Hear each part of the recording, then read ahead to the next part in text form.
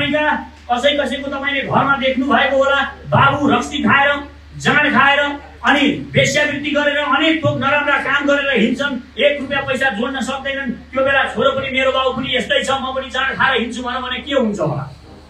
यो देशका नेता जसलाई तपाईले नेता भनेर भोट हालेर पठाउनु भएको छ, यिनीहरू भनेका त्यस्तै जोड्या बाउ जस्तै हुन्। यो देशका नेताहरू पनि त्यही जोड्या बाउ जस्तै हुन्।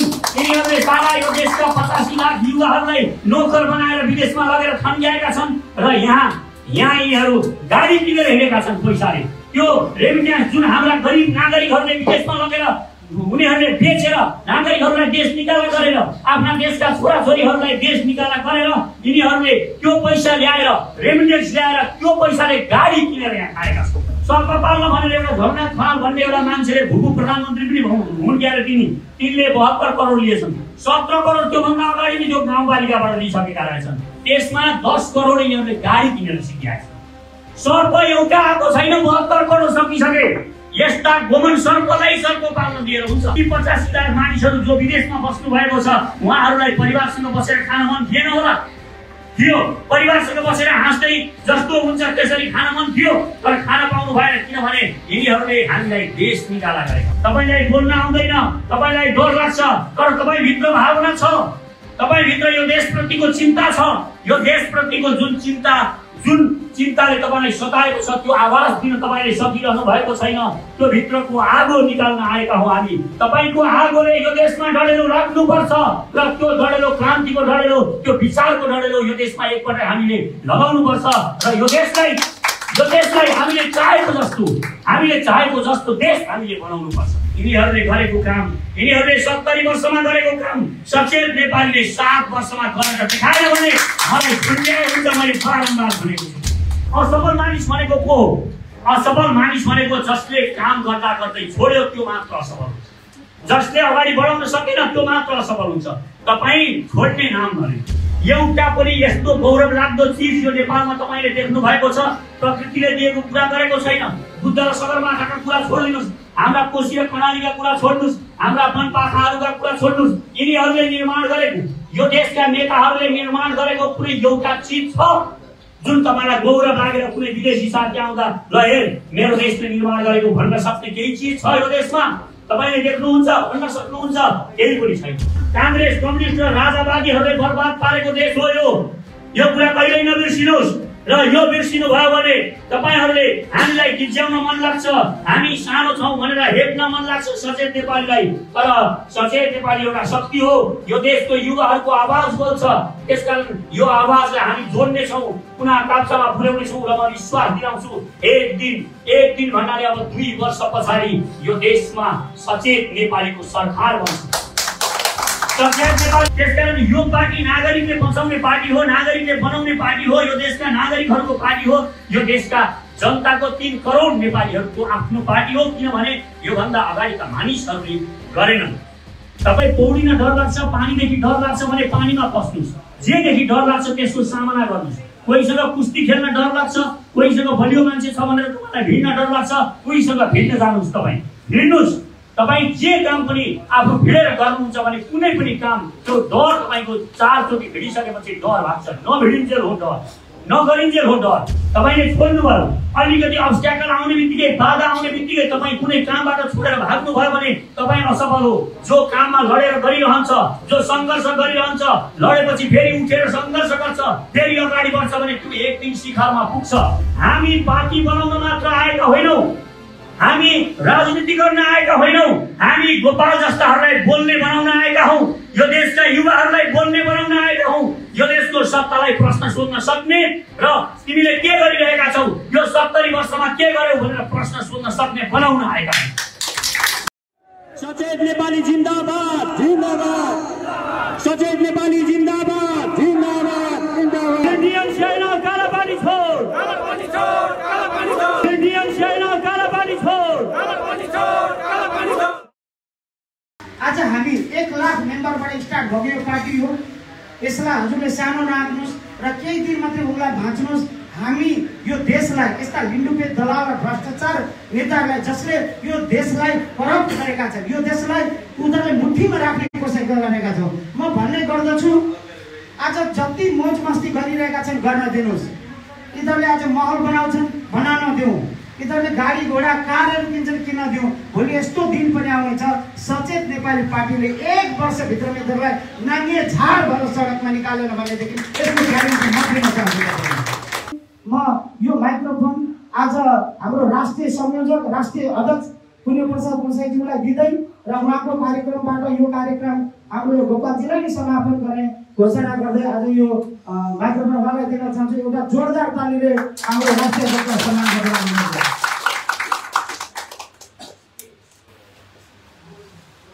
यहाँ उपस्थित दिदीबहिनी दाजुभाइहरू तपाईँहरू सबैलाई नमस्कार छ।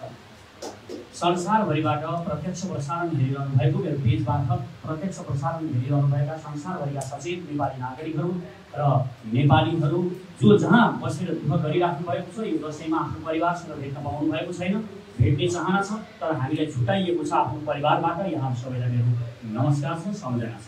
र सभापति, आजको कार्यक्रमको सभापतिज्यू, उहाँलाई नै हामीले आज सभापति पनि मानेका छौँ। उहाँले पनि कार्यक्रम सञ्चालन गर्नु भएको छ र उहाँले पनि यसको समापन पनि गर्नुहुनेछ। गोपाल पासवानजीलाई पहिला म धन्यवाद दिन चाहन्छु। यो नगरपालिकामा जुन उहाँले एउटा हिम्मत गर्नुभयो, साहस गर्नुभयो र यो मधेसको पनि तराईको पनि सबैभन्दा हेपिएको वर्गबाट, उत्पीडित वर्गबाट उहाँले जुन जोस देखाउनु भएको छ, यो जोसलाई म पहिलो सलाम गर्न चाहन्छु। र हाम्रो अतिथिहरू, केन्द्रबाट आउनुभएका हाम्रा सहअध्यक्ष जलजित तामाङज्यू, हाम्रो केन्द्रका पदाधिकारीहरू र यहाँ हाम्रो यो क्षेत्रका यो 2 नम्बर क्षेत्रमा एकदमै युद्धस्तर रूपमा यो पार्टीलाई अगाडि बढाइरहनुभएका हाम्रा कमान्डर गजेन्द्र चौधरीज्यू र हाम्रो नयाँ कमान्डर, हाम्रो अब हामीले एउटा शक्तिशाली वैज्ञानिकलाई नै भन्नुपर्छ। हामीले तपाईँहरूको क्षेत्रमा हामीले यो क्षेत्रमा वैज्ञानिक भेटेका छौँ तर वैज्ञानिक यो देशले चिनेको छैन, यो देशका तपाईँहरूले पनि चिन्न पाउनु भइरहेको छैन।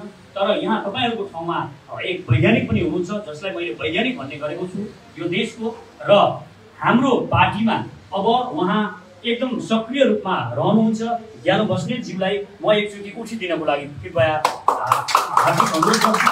उहाँले यहाँ धेरै कारखानाहरू छन् र उहाँले धेरै कुराहरू, यस्तो चिजहरू यहाँ बनाइरहनु भएको छ। तपाईँहरू उहाँको नम्बर पनि लिनुहोस् यो क्षेत्रमा।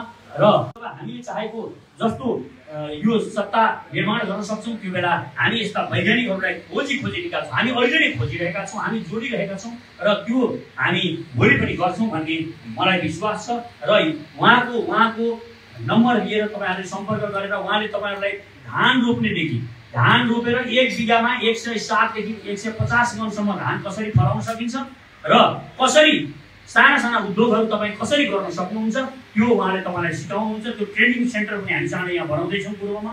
त्यसको लागि पनि उहाँलाई एकचोटि हाम्रो वैज्ञानिकलाई जोरदार तालीले स्वागत गरेर हार्दिक धन्यवाद हुनुहुन्छ। उहाँलाई पनि एकचोटि उठेर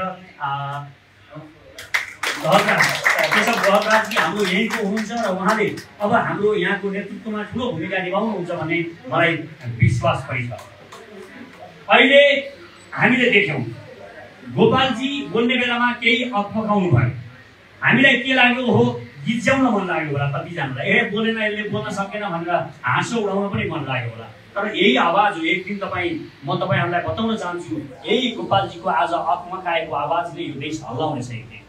यो आवाज कुनै साधारण आवाज होइन, जुन आवाज बोल्न खोजिरहेको छ।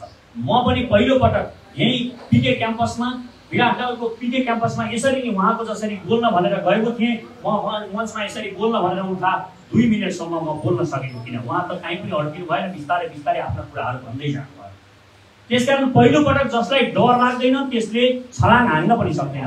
डर जतिखेर पनि मनमा हुनुपर्छ, त्यही डरले तपाईँलाई एक दिन महान बनाउँछ। र जब तपाईँलाई डर लाग्छ, जब तपाईँ डराउनुहुन्छ त्यो तपाईँले त्यहाँ भिड्नु पर्ने हुन्छ। तपाईँलाई पौडिन डर लाग्छ, पानीदेखि डर लाग्छ भने पानीमा पस्नुहोस्। जेदेखि डर लाग्छ त्यसको सामना गर्नुहोस्। कोहीसँग कुस्ती खेल्न डर लाग्छ, कोहीसँग बलियो मान्छे छ भनेर तपाईँलाई भिड्न डर लाग्छ, कोहीसँग भिड्न जानुहोस्। तपाईँ भिड्नुहोस्, तपाईँ जे काम पनि आफू भिडेर गर्नुहुन्छ भने कुनै पनि काम त्यो डर तपाईँको 4 चोटि भिडिसकेपछि डर लाग्छ। नभिडिन्जेल हो डर, नगरिन्जेल हो डर। तपाईँलाई व्यापार नगरिन्जेल मात्र डर लाग्छ अनि व्यापार सञ्चालन गर्न मन लाग्दैन। व्यापार सुरु गर्नुहोस्, तपाईँ भिड्नुहोस्, एउटा चिया दोकान भए पनि 10,000 रुपियाँमा खोलेर सुरु गर्नुहोस्, तपाईँको डर भाग्न थाल्छ। यो दोकान हाम्रो कमल भट्टराई भाइले खोल्नु भएको छ, यो रेस्टुरेन्ट चिम्नी रेस्टुरेन्ट। यो चिम्नी रेस्टुरेन्ट हामीलाई उहाँले यो कार्यक्रम गर्नको लागि हामीलाई उपलब्ध गराउनु भयो। यो कार्यक्रम उहाँले यो उपलब्ध गराएको कारणले यो सफल पनि भएको छ। किनभने हामी गरिब पार्टी छौँ, हामीसँग 1 रुपियाँ पनि फन्ड छैन। हामीलाई यसरी नै सबैले दिनुपर्ने हुन्छ र सहयोग गर्नुपर्ने हुन्छ। आज हामी गाडी लिएर यहाँ आएका छौँ, तर ती गाडीहरू पनि हाम्रा साथीहरूले हामीलाई आफैले तेल हालेर यहाँसम्म ल्याइदिनु भएको छ। त्यसकारण यो पार्टी नागरिकले बचाउने पार्टी हो, नागरिकले बनाउने पार्टी हो, यो देशका नागरिकहरूको पार्टी हो, यो देशका जनताको 3 करोड नेपालीहरूको आफ्नो पार्टी हो। किनभने योभन्दा अगाडिका मानिसहरूले गरेनन्। तपाईँका कसैको तपाईँले घरमा देख्नु भएको होला, बाबु रक्सी खाएर, जाँड खाएर अनि वेश्यावृत्ति गरेर अनेक थोक नराम्रा काम गरेर हिँड्छन्, 1 रुपियाँ पैसा जोड्न सक्दैनन्। त्यो बेला छोरो पनि मेरो बाबु पनि यस्तै छ, म पनि जाँड खाएर हिँड्छु भने के हुन्छ होला? यो देशका नेता जसलाई तपाईँले नेता भनेर भोट हालेर पठाउनु भएको छ, यिनीहरू भनेका त्यस्तै जोड्या बाउ जस्तै हुन्। यो देशका नेताहरू, यी जोड्या बाउ जस्ता नेताहरूले के गरे? यिनीहरूले आफ्ना छोराछोरीहरूलाई घरको छिमेकीहरूकोमा, एउटा छिमेकीकोमा लगेर हली बनाएर राख्यो अनि एउटा छोरीलाई लगेर अर्को घरमा लगेर भाँडा माझ्न लगेर राख्यो। 10तिर आफ्ना छोराछोरीहरूलाई छर्यो र सबैका घरमा काम गर्ने एउटा मजदुर बनाएर राख्यो। र बाबुले, त्यो जोड्या बाबुले के गर्यो? राति त्यो पैसा छोराछोरीको सबै पैसा पठुल्यो अनि पठुलेर जाँड खायो, एउटा गाडी पनि दियो। त्यो गाउँमा त्यो जोड्या बाबुले सबै आफ्ना छोराछोरीलाई नोकर बनाएर बाहिर राखेको छ अनि त्यसले गाडी दियो भने के त्यो बाबुको तपाईँ सम्मान गर्नुहुन्छ? त्यो जोड्या बाबुको गर्नुहुन्न। तपाईँ कोहीलाई पनि त्यो मानिस आफ्ना छोराछोरीलाई नोकर राखेर यो मानिस जस्तो बनेर, यो धनी जस्तो बनेर यो गाडी किनेर हिँड्छ, यो फटा हो भन्नुहुन्छ। यो देशका नेताहरू पनि त्यही जोड्या बाबु जस्तै हुन्। यिनीहरूले सारा यो देशका 85 लाख युवाहरूलाई नोकर बनाएर विदेशमा लगेर थन्क्याएका छन् र यहाँ यिनीहरू गाडी किनेर हिँडेका छन् पैसाले। त्यो रेमिट्यान्स जुन हाम्रा गरिब नागरिकहरूले विदेशमा लगेर उनीहरूले बेचेर नागरिकहरूलाई देश निकाला गरेर, आफ्ना देशका छोराछोरीहरूलाई देश निकाला गरेर यिनीहरूले त्यो पैसा ल्याएर, रेमिट्यान्स ल्याएर त्यो पैसाले गाडी किनेर यहाँ खाएका छन्। एउटा 70 करोड 72 करोड तपाईँले भर्खरै सुन्नुभयो होला। 72 करोड सर्प पाल्न भनेर एउटा झरना खनाल भन्ने एउटा मान्छेले भूपू प्रधानमन्त्री पनि हुन् क्यारे तिनले 72 करोड लिएछन्। 17 करोड त्योभन्दा अगाडि नै त्यो गाउँपालिकाबाट लिइसकेका रहेछन्। त्यसमा 10 करोड यिनीहरूले गाडी किनेर सिकिआएका छन्। सर्प एउटा आएको छैन, 72 करोड सकिसके। यस्ता गोमन सर्पलाई सर्प पाल्न दिएर हुन्छ? यसरी देश यिनीहरूले लुटिकन खाइरहेका छन्। हामीलाई नोकर बनाएर विदेश पठाएर यिनीहरूले देश लुटिरहेका छन्। त्यसैले यो देशलाई जोड्नको लागि ती हाम्रा परिवारहरू जो तपाईँ एकचोटि विचार गर्नुहोस्, एउटा देशमा तपाईँ परिवारसँग बसेर खानु, चाहे तपाईँसँग ढिँडो खानुहोस्, चाहे तपाईँ जाउलो खानुहोस्, तपाईँ परिवारसँग बसेर खानुभन्दा आनन्द तपाईँलाई के लाग्छ? परिवारसँग बसेर गफ गर्नुभन्दा आनन्द संसारमा कुनै पनि मनोरञ्जन हुँदैन। चाहे तपाईँ विश्वको सबैभन्दा राम्रो हिरोको सिनेमा हेर्नुहोस्, त्यो सिनेमा तपाईँलाई त्यति राम्रो हुँदैन जति तपाईँ परिवारसँग बसेर खानुहुन्छ। एकसाथ चाहे नमिठो होस्, चाहे जस्तो होस्, नुन नलागेको होस्, त्यो खानुहुन्छ भने त्यसको त्यति महत्त्व हुन्छ। के ती 85 लाख मानिसहरू जो विदेशमा बस्नु भएको छ उहाँहरूलाई परिवारसँग बसेर खान मन थिएन होला? थियो। परिवारसँग बसेर हाँस्दै जस्तो हुन्छ त्यसरी खान मन थियो, तर खान पाउनु भएन। किनभने यिनीहरूले हामीलाई देश निकाला गरेका हुन्। मैले बारम्बार भन्ने गरेको छु, विदेशमा बस्नुभएका नेपालीहरू 50 लाख नेपाली नागरिकहरूलाई मैले भन्ने गरेको छु, तपाईँ आफ्नो रहरले विदेश जानु भएको होइन। तपाईँलाई लाग्छ म स्वेच्छाले विदेश गएँ, होइन। भ्रममा नपर्नुहोस्, तपाईँलाई देश निकाला गरेका हुन् ती नेताहरू। तपाईँलाई देश निकाला गरेका हुन्। त्यसकारण म तपाईँहरूलाई अनुरोध गर्छु, यिनीहरूले अब पनि हामीलाई धेरै देश निकाला गर्नेवाला छन्। यो देशमा तिथिमिथि नमिलाएर यिनीहरूले यताबाट अङ्गीकृत भित्र्याउने छन्, पारीबाट अङ्गीकृत भित्र्याएर यिनीहरूले हामीलाई अब अझै धेरै लाखौँ मानिसहरूलाई यिनीहरूले विदेश पठाउँदैछन्, देश निकाला गर्दैछन्। यो बुझ्न जरुरी छ। त्यसकारण म युवाहरूलाई आज यो बेलबारी नगरपालिकामा हामी आएका छौँ। यहाँ एउटा हामी संयोजन एउटा समिति पनि बनाउँछौँ। यहाँ यो क्षेत्रमा के छन् तपाईँहरूले हेर्नुहोस्। यहाँका युवाहरूलाई म भन्छु, तपाईँ बिजनेस गरिरहनुहुन्छ, ठिक छ, बिजनेस गर्नुहोस्, तपाईहरु जो यो टिममा आज जोडिनु भएको छ नगरपालिकामा सबै व्यापार गर्नुहुन्छ एउटा सानो उमेरमा नि व्यापार सुरु गर्नु भएको छ तपाईहरुले भन्दा मलाई हर्ष लागेको छ एकदम खुसी लागेको छ हरेक नेपालीहरुलाई गोपाल पासवान यहाँ देखिरहेको छु यहाँ हाम्रो प्रदीप हाम्रो के प्रभातजी हुनुहुन्छ उहाँ सबै र यहाँ हामी कमल भट्टराई यो होटल जसले चलाइरहनु भएको छ सबै युवा हुनुहुन्छ उहाँहरु युवाले एउटा जोशका साथ काम गर्नु भएको छ यही काम गर्ने साहस गर्नु भएको छ त्यसकारण विदेशका मात्र होइन यो देशका नेपालीहरुलाई जो युवाहरु हुनुहुन्छ तपाई विदेश जाने चक्कर यहाँबाट निकाल्नुस् माइन्डबाट त्यो रेकर्ड निकाल्नुस् र यही केही गर्न सकिन्छ गर्नुपर्छ हामीले यही गरेर देखाउनै पर्छ यो देखाइदै हुनुपर्छ त्यसकारण यो साहस मनमा भन्नुस् यो साहस गर्नुभयो भने तपाईलाई सुरुमा लाग्छ म गर्न सक्दिन कि म हार्छु कि म व्यापार गरे भने सफल हुन्छु कि मेरो लाख रुपैयाँ डुब्छ कि भनेर तपाईलाई डर लाग्छ हो डुब्न पनि सक्छ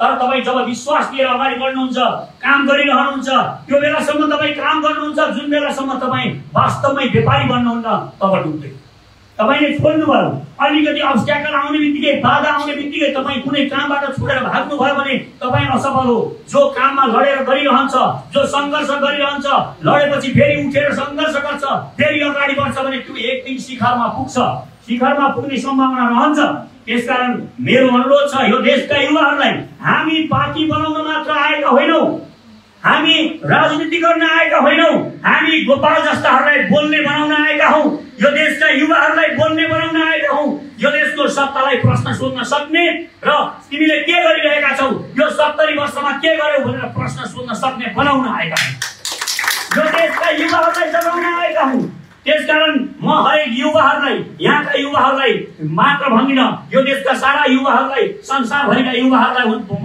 अनुरोध गर्छु तपाई बोल्ने बन्नुस् तपाईलाई बोल्न आउँदैन तपाईलाई डर लाग्छ तर तपाई भित्र भावना छ तपाई भित्र यो देशप्रतिको चिन्ता छ यो देशप्रतिको जुन चिन्ताले तपाईलाई सताएको छ त्यो आवाज दिन तपाईले सकिरहनु भएको छैन त्यो भित्रको आगो निकाल्न आएका हौ हामी तपाईको आगोले यो देशमा डढेलो लाग्नु पर्छ र त्यो डढेलो क्रान्तिको डढेलो त्यो विचारको डढेलो यो देशमा एकपटक हामीले लगाउनु पर्छ र यो देशलाई हामीले चाहेको जस्तो देश हामीले बनाउनु पर्छ हामी यस्तो देशमा बस्न चाहन्थ्यौ यस्तो देश होस् भन्ने हाम्रो परिकल्पना थियो म पनि राजनीति गरेको मान्छे होइन म राजनीति जान्दिन म यति जान्दछु युवाहरुले जोश भयो भने यो देशमा जे पनि हुन सक्छ म पनि यही बाटो तपाईको अगाडिको यही बाटो भएर चप्पल पड्काउँदै काठमाडौँ गएको थिएँ यही झापाबाट म यही बाटो भएर गएको थिएँ र मलाई पनि पहिला डर लागेको थियो यत्रो काठमाडौँले मलाई सिद्ध्याउँछ होला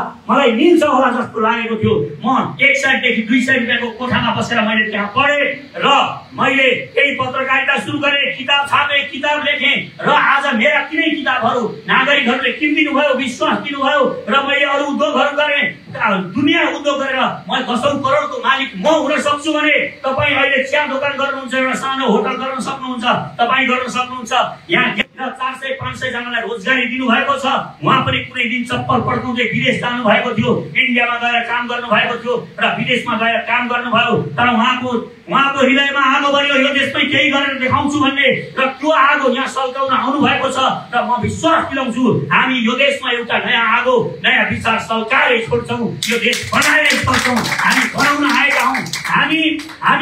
आएका हौं यिनीहरूले जे गरे अहिलेसम्म तपाईले लेखेर राख्नुस् मैले बारम्बार भन्ने गरेको छु यो यहाँ के गरेका छन् यो देशमा के गरेका छन् यो सब तपाईहरु लेखेर राख्नुस् यिनीहरूले गरेको काम यिनीहरूले 70 वर्षमा गरेको काम सचेत नेपालीले 7 वर्षमा गरेर देखायो भने मलाई पुण्य हुन्छ मैले बारम्बार भनेको छु र तपाई हेर्नुस् सरलाई बारम्बार भन्छु म यो देशका नागरिक र संसारभरिका नेपालीहरूलाई मेरो अनुरोध छ हामीले एउटा शक्ति निर्माण गर्नुपर्छ वैकल्पिक शक्ति होइन निर्विकल्प शक्ति हामीलाई खाँचो परेको छ यस्तो निर्विकल्प शक्ति जुन युवा जान्छ सिंह दरबारमा गएर कुनै दिन यहाँ 45 वर्ष माथिकाले भनेर यिनीहरूले जुन नियम बनाएर राखेका छन् त्यहाँ 19 वर्षको टिनेजरले गएर चलाइदिन्छ हामी त्यस्तो बनाउन चाहन्छौं यो देशका युवाहरू यो देश चलाउने बनाउन चाहन्छौं त्यसकारण युवाहरू हो हे मेरो देशका युवाहरू हो मेरो अनुरोध छ अगाडि बढ्नुस् बाधाहरू आउँछन्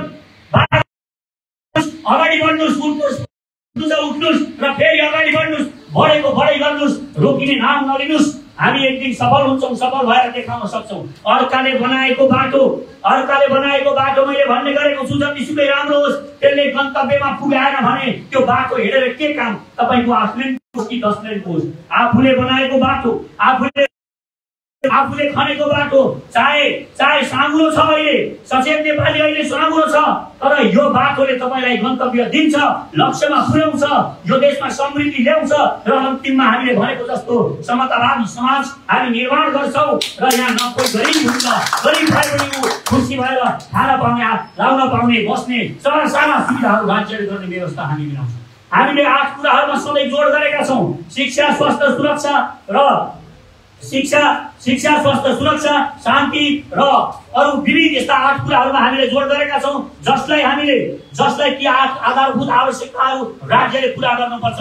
एउटा मान्छे बिरामी भयो भने त्यो बिरामी भएको बेला अब म कसरी उपचार गरौँ भन्ने चिन्ता उसलाई परिरह्यो भने उसले त्यसकारण देशको नागरिक चाहे धनी होस् चाहे गरिब होस्, जो बिरामी हुन्छ त्यो राज्यले त्यो बिरामको उपचार राज्यले गर्नुपर्छ। राज्यले बच्चाहरूलाई पढाउनै पर्छ, राज्यले घाँस र बाँसको समस्या सुल्झाउनै पर्छ।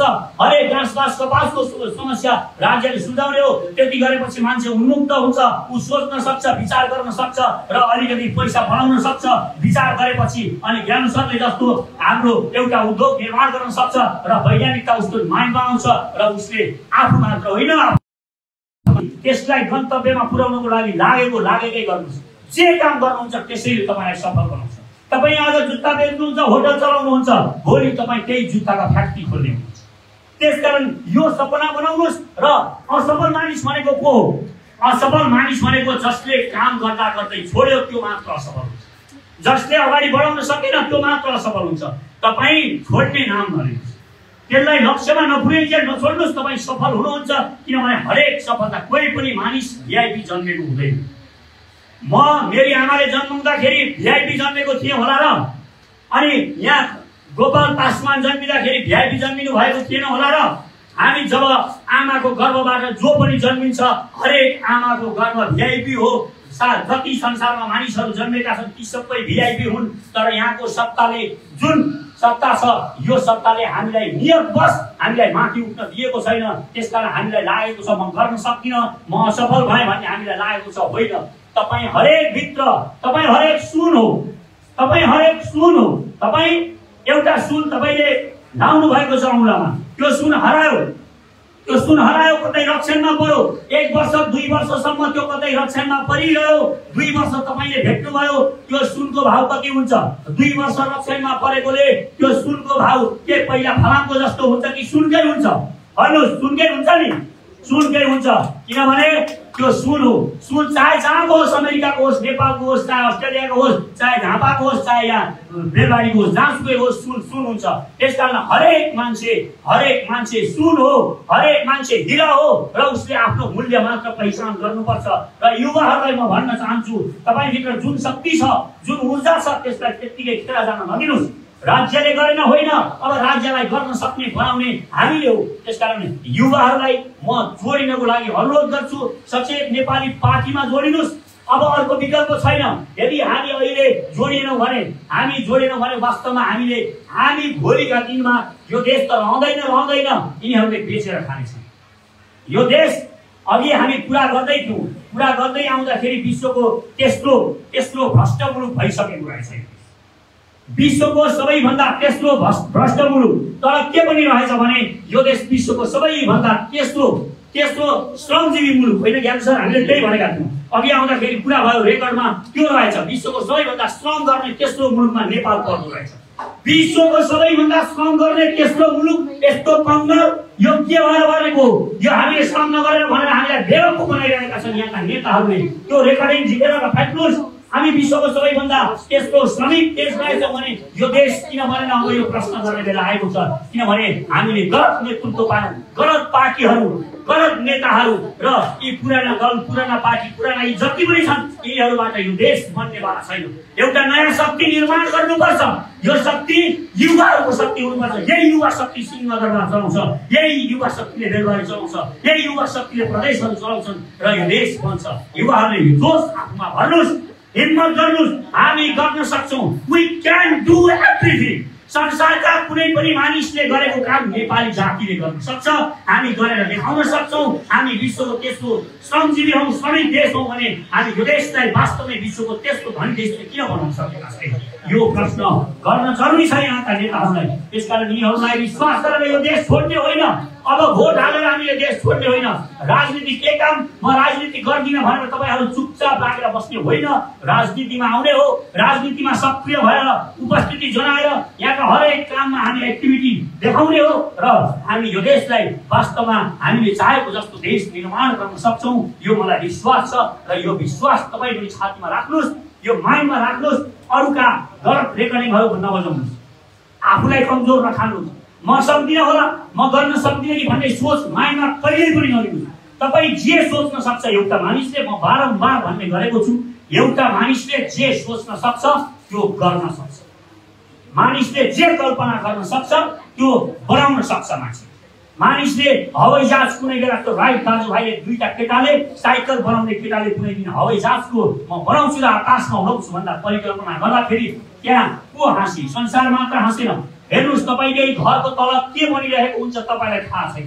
एउटा पादरी कुनै स्कुलको प्रोफेसरकोमा पाहुना लाग्न गएका रहेछन्। त्यो प्रोफेसरकोमा पाहुना लाग्न जाँदा ती प्रोफेसरले भनेछन् एक दिन मान्छे आकाशमा उड्छ भनेर भनेछन्। पादरीले भनेछन् के को मान्छे आकाशमा उड्छ? यस्ता फजुलका कुरा नगर्नुहोस्, मान्छे कहिल्यै उड्न सक्दैन, देवदूतदेखि बाहेक कोही पनि उड्न सक्दैन भनेर ती पादरीले भनेछन्। तर विडम्बना हेर्नुहोस्, त्यही पादरीको घरमा दुईटा छोरा जन्मेछन्। तिनै छोराले हवाई जहाज उडाएछन्। ती राइट दाजुभाइ रहेछन्। राइट दाजुभाइका बाबु पादरी। त्यसकारण तपाईँको घर तल के पाकिरहेको हुन्छ, कुन महान प्रतिभा जन्मिरहेको हुन्छ, यो तपाईँ हामीले नचिनेको हुन सक्छ। हरेक टोलबाट यी प्रतिभाहरूलाई हामीले निकाल्ने हो।